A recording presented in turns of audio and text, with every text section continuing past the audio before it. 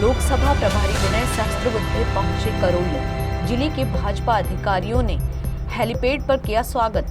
खंडार विधायक जितेंद्र गोठवाल भी साथ मौजूद थे। जिले के भाजपा पदाधिकारी कार्यकर्ताओं की होटल प्रकाश में ली गई बैठक। लोकसभा चुनाव तैयारी को लेकर भी करी चर्चा। विनय सहस्त्रबुद्धे प्रेस कॉन्फ्रेंस पत्रकारों से हुए रूबरू। इस दौरान सपोट्रा विधायक हंसराज मीणा, जिला अध्यक्ष ब्रजलाल डिकोलिया, करौली पूर्व विधायक रोहिणी कुमारी, मीडिया संयोजक मुकेश सलोत्री, सभी भाजपा कार्यकर्ता एवं पदाधिकारी मौजूद रहे। अधिनियम आएगा, उनको आरक्षित सीटें मिलेगी तो तैयार होगी और उसकी पूर्व तैयारी हम सबको करनी पड़ेगी। और इसलिए देखो, मनोज जी हमारे श्रेष्ठ कार्यकर्ता है। ऐसा नहीं होता। देखो, मनोज जी हमारे श्रेष्ठ कार्यकर्ता है, उनकी कामगिरी बड़ी अच्छी रही है और उनकी कामगिरी की प्रशंसा सारे नेतृत्व ने की है। मगर साथ ही साथ पार्टी में हम अन्य लोगों को भी अवसर देते हैं और इसलिए एक अन्य उम्मीदवार का नाम यहाँ पर सोचा गया, मुख्य रूप में एक महिला होने के नाते और कुल मिलाकर हमारी एक जमीन से जुड़ी अच्छी कार्यकर्ता हो। करौली में मुख्यमंत्री की नामांकन सभा भी हो चुकी, लेकिन उसके बाद आज एमपी महोदय ने इस पर क्या कहना चाहोगे आप? क्या इनकी नाराजगी कहें या फिर और कुछ कारण कहें? कोई नाराजगी वगैरह का विषय नहीं है, इसका जवाब तो वही दे सकते हैं। मगर मैं जानता हूँ उनको बहुत लंबे समय से, वो लोकसभा में थे, मैं राज्यसभा में था और हमने साथ में काम किया है। वो पार्टी के प्रति सदैव समर्पित ऐसे हमारे उच्च कोटि के कार्यकर्ता है।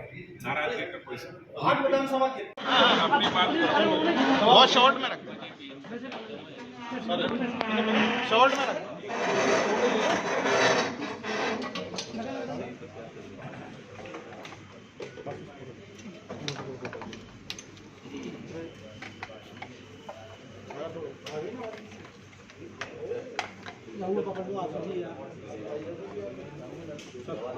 आज देखिए, भारतीय जनता पार्टी सबका साथ सबका विकास ये मंत्र लेकर 2014 से माननीय प्रधानमंत्री नरेंद्र मोदी जी के नेतृत्व में देश को सुशासन और विकास का अनुभव दे रही है।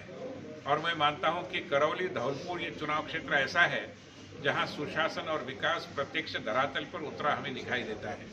चाहे चंबल के ऊपर पुल की बात हो, चाहे सड़कों की बात हो, चाहे बरसों से दशकों से जिसकी उपेक्षा हुई ऐसी रेल लाइन बनाने की बात हो, चाहे मेडिकल कॉलेजेस के संदर्भ में जो निर्णय हुए उसका विषय हो। मैं मानता हूं कि रोजगार, शिक्षा और सामाजिक न्याय के संदर्भ में भी यहाँ पर बहुत बढ़िया काम हुआ है और इसीलिए जनता से फिर एक बार आशीर्वाद की याचना करते हुए जनादेश पाने की ईर्ष्या से हम इस चुनाव में उतरे हैं।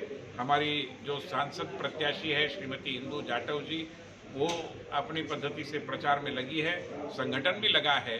और आज मैं ये कहना चाहता हूँ कि इसी करौली शहर में विधानसभा में एक बार प्रधानमंत्री जी आए थे उस चुनाव में, मगर फिर एक बार लोकसभा चुनाव के प्रचार हेतु आने वाले 11 अप्रैल को माननीय प्रधानमंत्री यहाँ पर आएंगे और दोपहर 1 बाद उनकी सभा यहाँ पर होगी, जिसमें बहुत भारी संख्या में लोग आएंगे।